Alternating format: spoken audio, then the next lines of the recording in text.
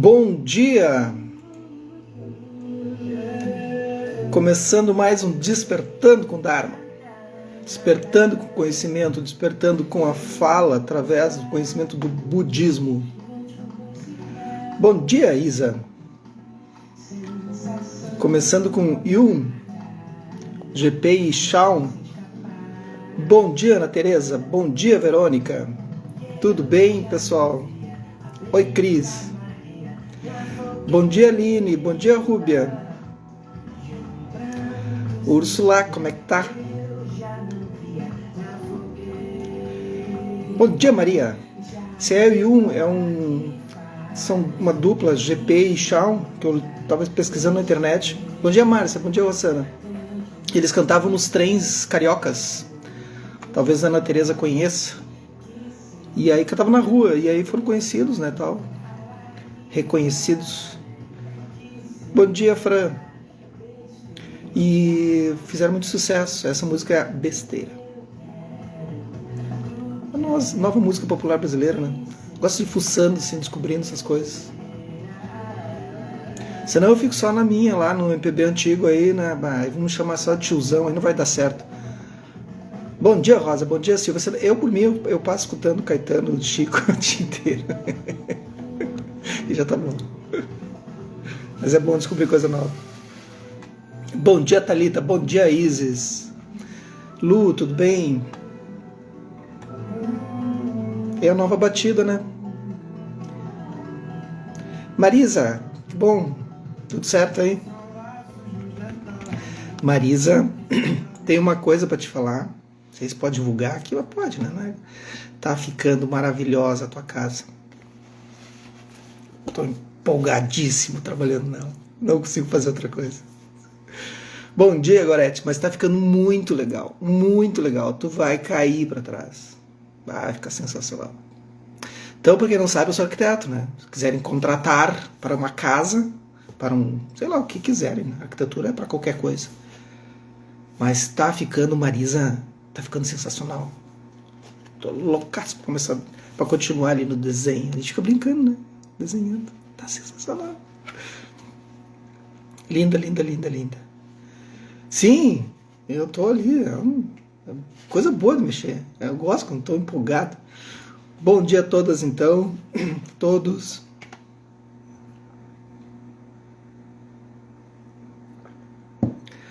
Então amanhã tem a comunidade, né? Antes da gente começar aqui, quarta-feira, e a gente sempre traz alguém uma vez por mês.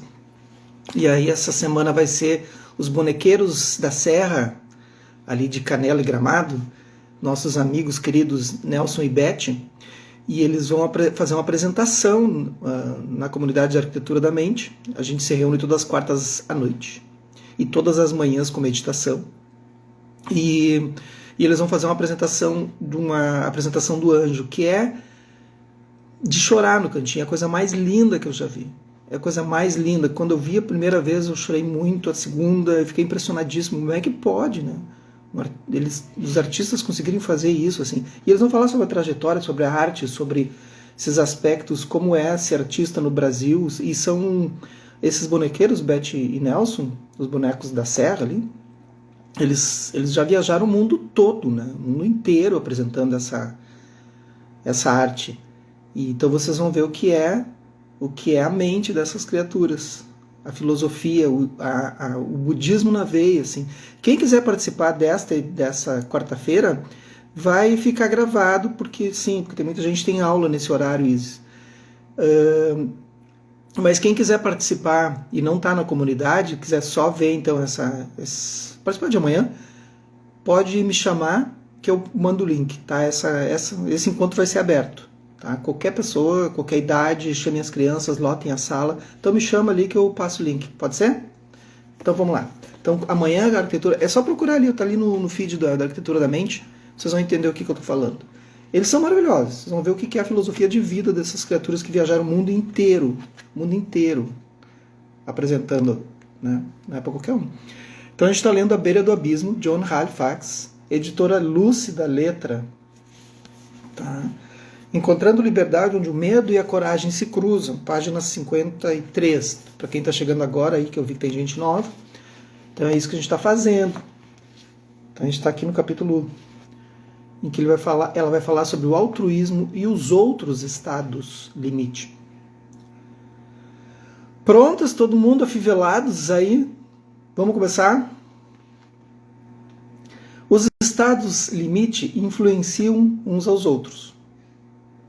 Lembrando dos estados limites, né? Que é altruísmo, empatia, respeito, tá? Integridade, e aí vai, né?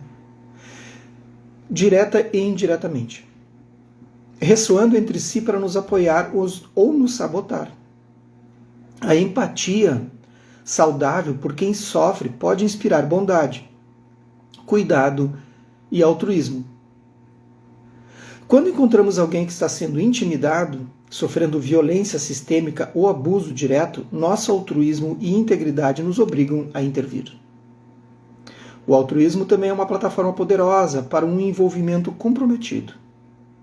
No entanto, se não formos capazes de regular nossa empatia, podemos sofrer angústia pessoal e nos tornarmos incapazes de servir, ou podemos reagir de maneira defensiva e inábil, causando danos a outras pessoas e a nós mesmos. Acontece, né?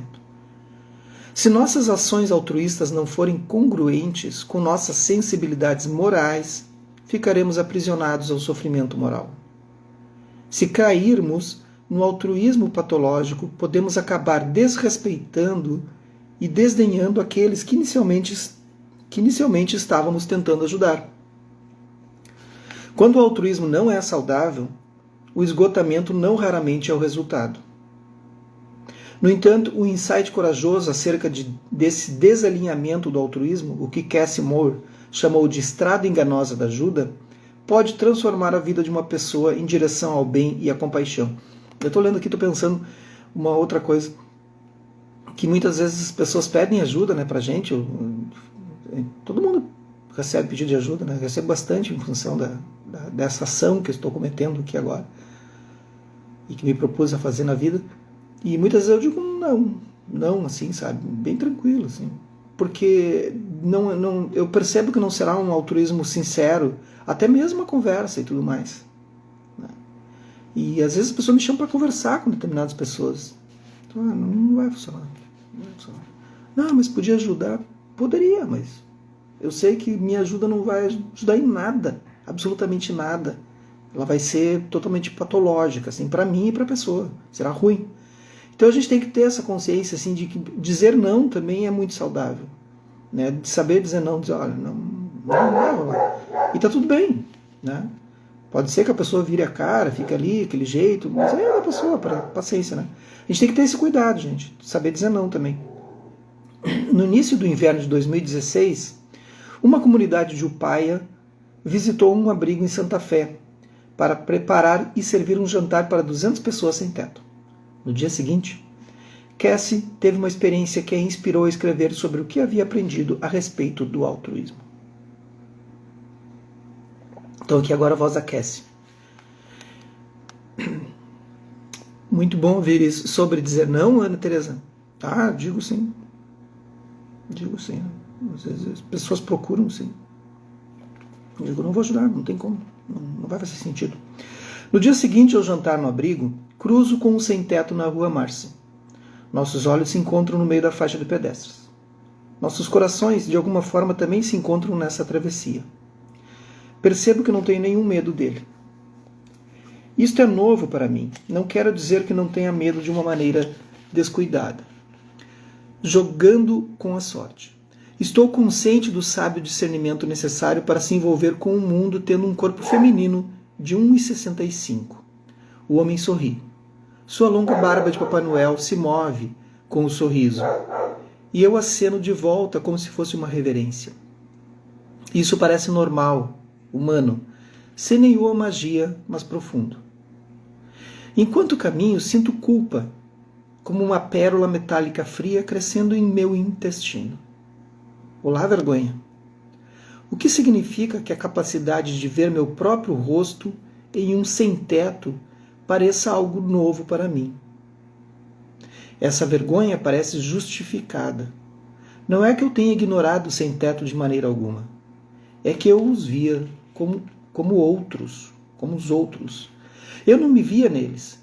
Eu me via aquela que resolve, como a que vem ao encontro deles com o coração de uma salvadora. De repente, isso me parece uma espécie de maldade. Uma história astuta e convincente sobre ajudar, que esconde um profundo desconforto com o sofrimento. E tem em sua raiz a crença fundamental de que eu estou em um nível superior ao daquele que precisariam de ajuda. Distanciei-me do sofrimento, acreditando que posso ajudar a consertá-lo. Isso me enjoa o estômago. Parece para mim que consertar tem sido minha estrada enganosa, destinada a me transportar para a igualmente enganosa terra dos problemas resolvidos. Sobretudo, isso me impedia de enxergar qualquer coisa que não fosse diferença entre alguém que vive na rua e eu. Tomar um fôlego aí, né?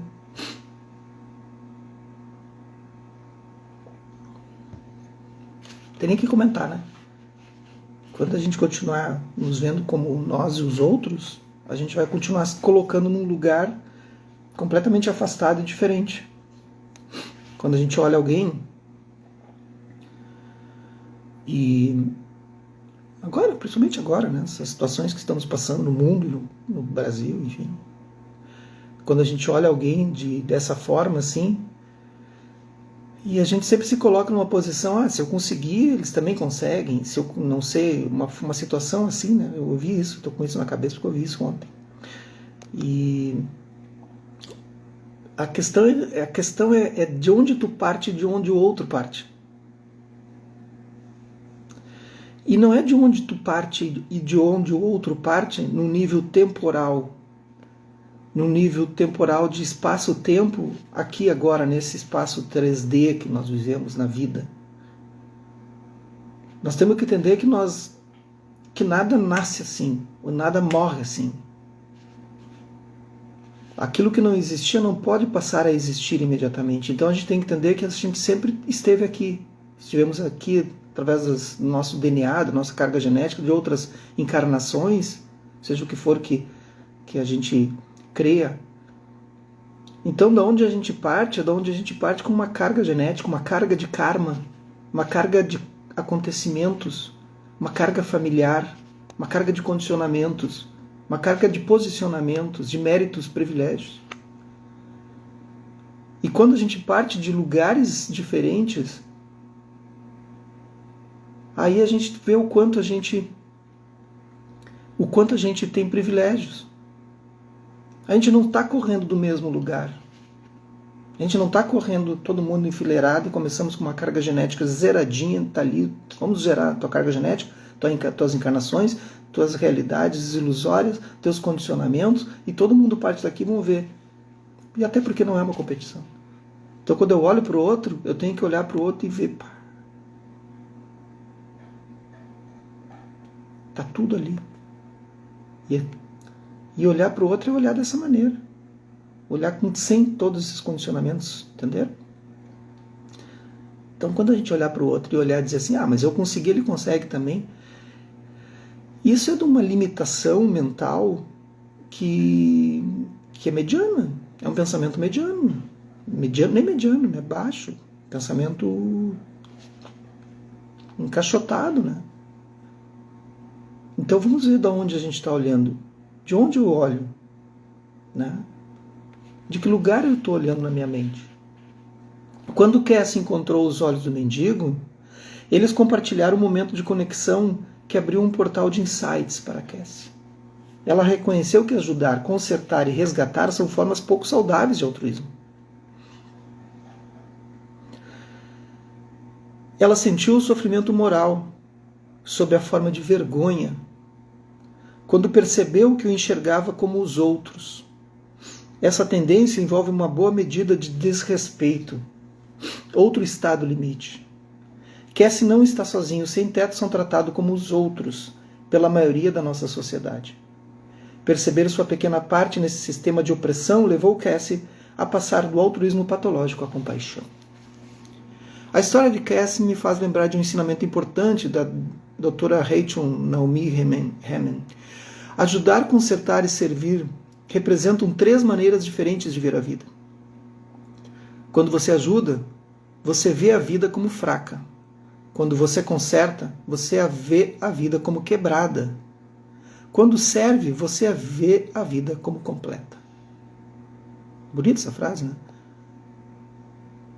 Ajudar, consertar e servir representam 3 maneiras diferentes de ver a vida. Quando você ajuda, você vê a vida como fraca. Quando você conserta, vê a vida como quebrada. Quando serve, você vê a vida como completa. Rachel, ou Reimann, explica que ajudar se baseia na desigualdade. Quando ajudamos, podemos inadvertidamente tirar das pessoas mais do que jamais poderíamos dar. Podemos lhes tirar a autoestima, o senso de valor, a integridade e a inteireza. Quando ajudo, estou muito consciente da minha própria força. Mas não servimos com nossa força, servimos com o que somos. Aproveitamos todas as nossas experiências. Nossas limitações servem, nossas feridas servem, até nossa escuridão pode servir. A inteireza em nós serve a inteireza nos outros e a inteireza da vida. O altruísmo, em sua melhor versão, é uma expressão radical de conexão, de cuidado, de inclusão e de um senso de responsabilidade em relação ao bem-estar dos outros. Trata-se de conscientemente não roubar a autonomia de outros, ajudando ou consertando. Ajudar e consertar, gente, é trazer o outro em um território que ele desconhece. Tu está trazendo o outro para um lugar onde ele não está acostumado a usar as suas próprias expressões. Um lugar em que ele não, as ferramentas e armas que ele possui não têm validade. Elas estão vencidas. Elas não fazem sentido. Então, quando a gente tenta ajudar e consertar, é dentro do espaço do outro, das condições do outro. Tu trazer para o terreno em que tu está trabalhando, no teu terreno, não funciona. Não tem como funcionar. Aquilo tudo é inábil. O pai, a habilidade, meios hábeis no budismo, é tu levar a lucidez, a luminosidade. É trazer isso, levar isso para a pessoa, para os sistemas. É mostrar que aquele caminho, aquelas armas que ele está operando, podem ser eficientes, eficazes dentro daquele contexto. Não as tuas armas. Porque quando tu sai daquele lugar, aí a gente diz, eu tentei ajudar, tá vendo? Não adiantou, a pessoa não quer me ouvir. Não, tu foi lá e usou tuas ferramentas. Em um lugar em que as tuas ferramentas também não funcionam. Diz respeito à compreensão de que nossa própria sobrevivência não é separada da sobrevivência dos outros. Como a coragem de Nicholas Winton em salvar tantas crianças durante a Segunda Guerra Mundial? O altruísmo é caracterizado pela entrega, pela ausência de autointeresse, pela coragem, pela generosidade, pelo senso de reciprocidade e por um profundo respeito por toda a vida. Acredito que nosso trabalho mais profundo é construir uma infraestrutura interna de caráter forte. Reconhecer os perigos disfarçados de bondade, desenvolver meios para escapar da armadilha antes que ela nos aprisione.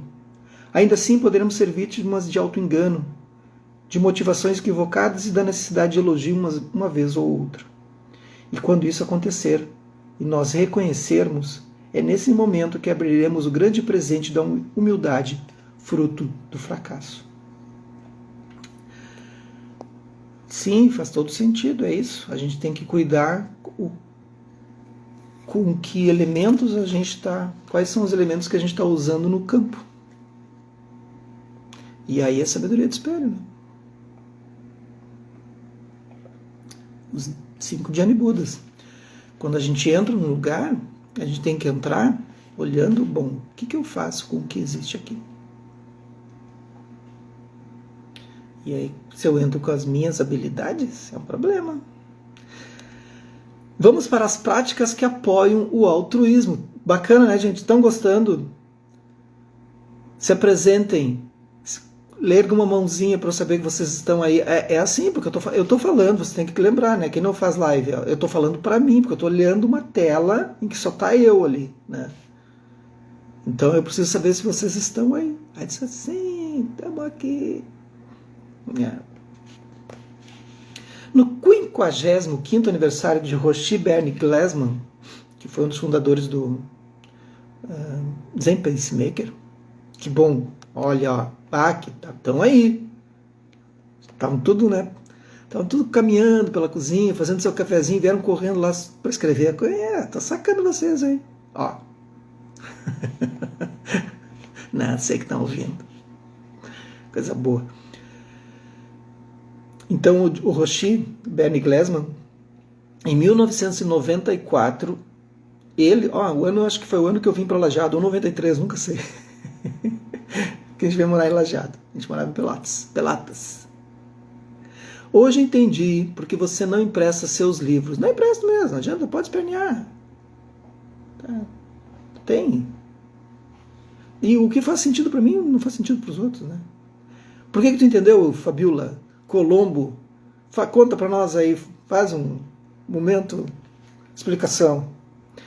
Ele e sua esposa, Jishu Anju Holmes, e amigos sentaram-se nos degraus do Capitólio nos Estados Unidos no final do inverno, refletindo sobre os próximos passos no trabalho para resolver a crise da AIDS.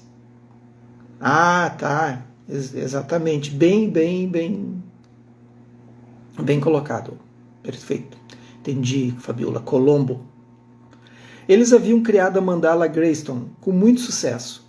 Um grande complexo de serviços sociais em Yonkers, Nova York, que incluía a padaria Greystone, uma clínica de HIV, assistência infantil, programas extra-escolares, moradias populares, jardins comunitários e muitas outras coisas. Olha só esse casal. Criaram tudo isso. É inacreditável essas pessoas. No entanto, qualquer um que conhece o Roshi Bernie sabia que ele era tomado por um tipo de altruísmo inquieto e revolucionário que o fazia sempre se mover para algo novo e radical. Sentado nos degraus gelados do Capitólio, Roshi Bernie e Jishu começaram a imaginar o que se tornaria a Ordem Zen Pacemakers. Em breve, gente, teremos uma novidade. Falta pouco. Tá? Falta pouco. Há meses que a gente está trabalhando nisso. Né, Fabiola? Há meses. E aí falta pouco. Logo eu vou poder revelar algo sensacional para vocês. Mais um mesinho aí. Tá? Aguardem novidades surgindo na arquitetura da mente. O que se tornaria a Ordem dos Zen Pacemakers, uma organização de budistas socialmente engajados. O budismo, se não for engajado na ação, mundo, transformar essa mandala, não é o budismo. Eles fundaram o Zen Pacemakers e a prática dos 3 princípios. Olha só, a prática dos 3 princípios, isso aqui é uma aplicação na vida. Não saber, dar testemunho e ação compassiva. Um caminho, esse não saber, gente, é maravilhoso a gente trabalhar. Depois eu fui estudar sobre o Zen Pacemaker, mas eu já tinha estudado muito antes por causa do monge Corro Melo, que vive na Suíça, é brasileiro. E ele faz parte. O não saber é uma prática maravilhosa. Nesse livro ela dá uma explicadinha rápida aqui. Um caminho que promove o tipo mais corajoso de altruísmo. Não saber é a prática de abandonar ideias fixas sobre nós mesmos e sobre o universo. Dar testemunho é a prática de estar presente com o sofrimento e alegria deste mundo. Ação compassiva é uma ação que surge do não saber e do dar testemunho, promovendo a cura do mundo e de nós mesmos como um caminho de prática. Não saber é o seguinte, gente, ó. Não saber é aquilo que a gente estava falando agora há pouco ali, que é justamente o Buda da igualdade. Né? Então a gente observa a pessoa como um espelho, olha para ela dentro do mundo dela, operando no mundo dela, no espaço dela, no contexto dela, na mandala que ela está, mas tu entra com esse aspecto da mente. E tu entra sem colocar as tuas contaminações, os teus pensamentos. Tu entra com essa anulação, tu entra realmente não sabendo. E entra nesse lugar que tu vai ajudar. Tu não tenta mudar.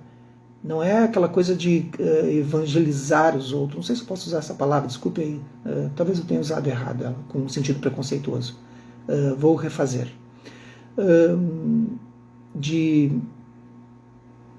Até porque evangelizar é bonito.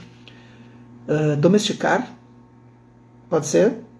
Fica melhor. Então, tu viu como a gente tem condicionamentos? Né? Até porque evangelizar é bonito. Então, domesticar, né, alguns saberes. Então é isso. Tu vê, isso é mindfulness. Quando a gente se pega, a gente observa que um condicionamento, algo surge, imediatamente a gente observa e não deixa que ele frutifique. Transformar, também. Que ele frutifique. A gente tem que dar-se conta o tempo todo e observar, não, peraí, isso aqui não pode ser usado, tal, dessa forma. Isso é mindfulness, não é policiamento. Tu imediatamente não te dá chibatadas, nada, tá tudo bem. O Zen Pacemaker criou programas corajosos que continuam operando até hoje. Nos retiros de ruas do Zen Pacemaker, os participantes vivem como pessoas sem teto nas ruas por dias seguidos, testemunhando a situação de não ter onde morar. Nos retiros de testemunhas de Auschwitz, centenas se reúnem em Auschwitz no frio de novembro para praticar o não saber, o dar testemunho e ação compassiva como uma maneira de enfrentar o sofrimento histórico e o sofrimento presente deste mundo. Vamos parar por aqui, que ela vai explicar aqui o que é o Zen Pacemaker, que vai longe, em várias páginas. Tá? Eu botei aqui. Muito bem. Então vamos lá para a nossa prática? Então lembrando, para quem quiser, enquanto vocês se acomodam, as informações da paróquia. Para quem quiser participar da comunidade amanhã à noite, que vai ser livre, para ver a linda, linda, linda, linda cena dos bonequeiros da Serra de Gramado e Canela, Nelson e Beth Bado, com uma apresentação lindíssima do anjo. É só me procurar ali que eu mando o link para amanhã à noite às 19h15. Faça uma inspiração profunda.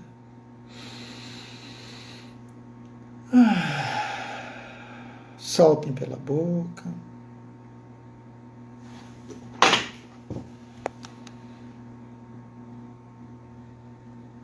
Deixem que o corpo se acomode lentamente.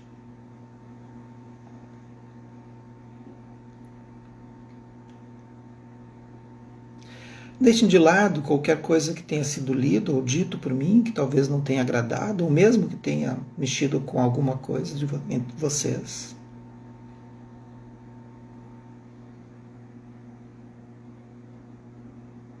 Mesmo que tenha feito sentido ou não. A gente tem que aprender a ter momentos de tensão e de quietude, de repouso. Agora é hora de repouso. Façam novamente uma inspiração profunda pelas narinas e soltem pela boca num suspiro.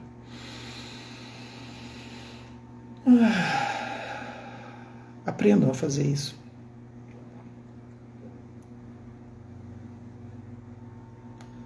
Liberando ocitocina, deixando o ar passar nos lábios. Estamos ativando o sistema nervoso parasimpático, as terminações nervosas dos lábios.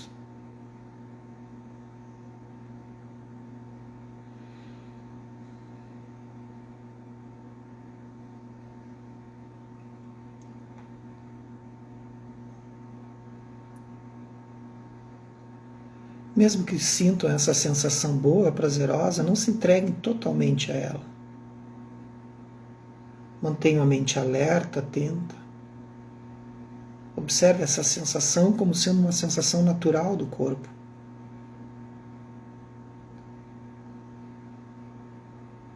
Se a gente se entrega o tempo todo para essas sensações, a gente cria um apego. E a vida é feita de ação também, às vezes é preciso uma certa atenção. E também não se apeguem à atenção a pessoas que estão condicionadas e apegadas ao nível de estresse, viciadas no cortisol, na adrenalina.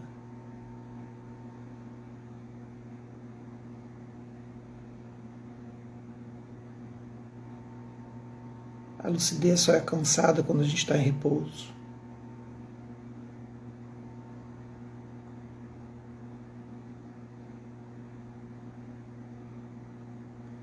Os atos são alcançados quando a gente tem adrenalina. Então esse é o equilíbrio da vida. Tensão e repouso, uma elipse. Percorram a elipse.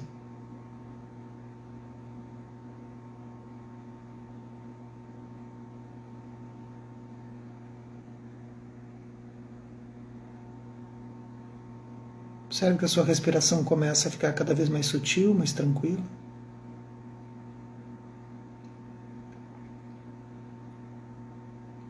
E com esse estado, faça uma intenção de hoje, que certamente haverá um momento em que vocês serão interpelados por alguém, por uma situação. Como vocês se comportam? Como eu me comporto quando me pede algum conselho, alguma ajuda? Quando eu tenho que interferir em algum campo profissional, doméstico? Não importa qual. Se eu entro com todas as minhas habilidades que devemos entrar, mas eu ignoro as habilidades do outro e do campo, eu consigo entrar num espaço de não saber, promovendo a claridade e deixando que a pessoa ou o sistema se tornem protagonistas do seu próprio espaço? Eu consigo promover isso sem meu ego? Eu consigo mostrar para a pessoa que mesmo que ela não alcance os resultados que eu veja, se eu fosse fazer, se ela alcançar os resultados com as suas habilidades, não seria melhor? Não se trata do quanto eu sei fazer ou consigo. Se trata do quanto eu consigo eliminar esse ego e deixar que o outro opere com as suas habilidades. Quando eu me afasto, o mundo se constrói diferente de mim, mas ao mesmo tempo igual.